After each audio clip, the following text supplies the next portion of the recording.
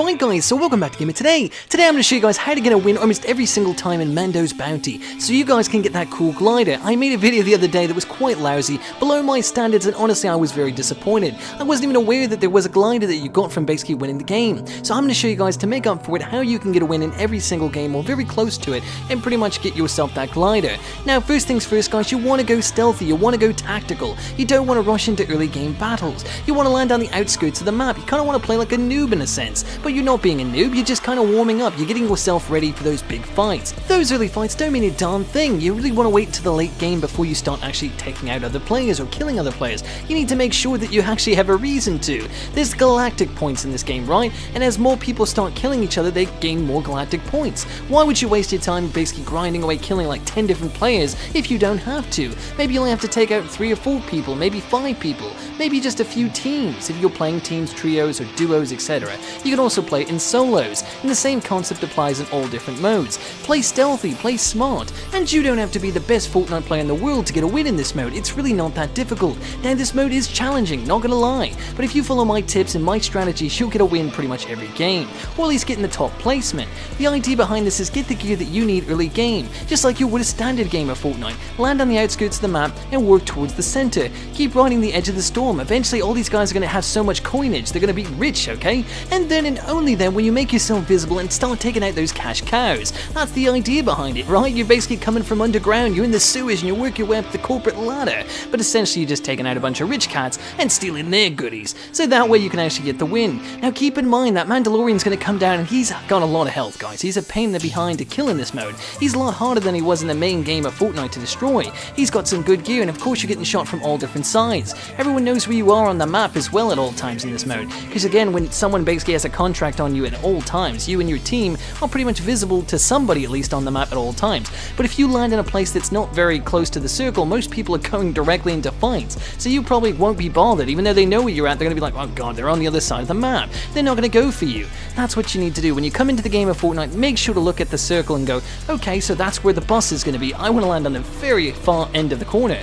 You want to go where there's almost nobody. At this point, you might think, well, I'm never going to get enough coinage. Well, guys, this game mode kind of takes a while. It's like 20 minutes or more just to get a win in this mode, right? Or like 17 to 20 minutes. So you got some time to make it from that side of the map to where you need to be. But in that point, you've already got all the good gear you need. You're warmed up, you're ready for action, you're about to take somebody out, and you've got 3 respawns, while they might only have 1 respawn.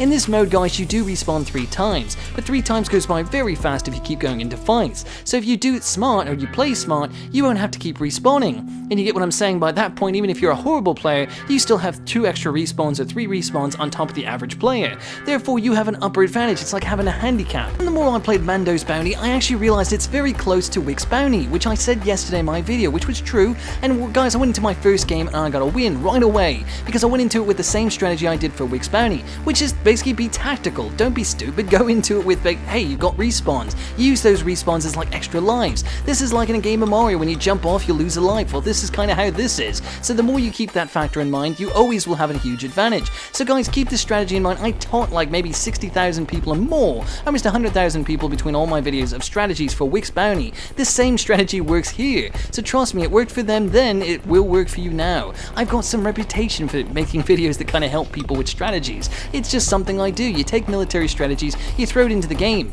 Make sure to have a shot call. It couldn't be any more important in a mode like this. You need to have one person on the team. It's always good for a Fortnite Battle Royale, whatever mode you're talking besides Team Rumble, to always have a shot call. If you have someone who's actually leading the team, basically telling you where to go, what to do, you can have a better game. That way everyone's kind of stuck together. Make sure your team is always together. If you're playing in teams, make sure the team is close by. Scatter out though, don't stay right on top of each other, but make sure to scatter where you're close enough to get within each other within like 3 to 4 seconds. That way you're not like too far away, but at the same time you won't get shot down by an entire team.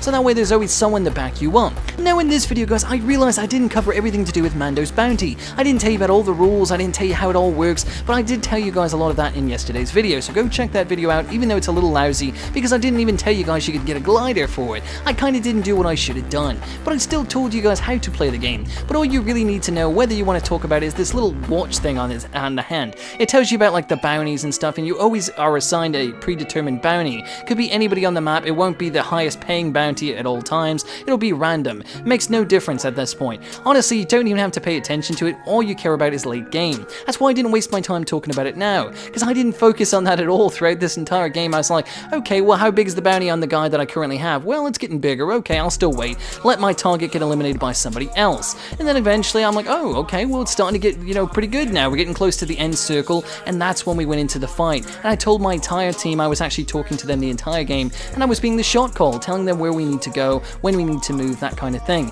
And that's how we got the win. That's what you really need to do, guys. That is simple as that. I know it sounds complicated, but it's really not. It's that easy. And of course, because you have like the map and all that, you can see where all the high-priced targets are. So at all times, you kind of know, okay, is it worth my time to move in, or is it not?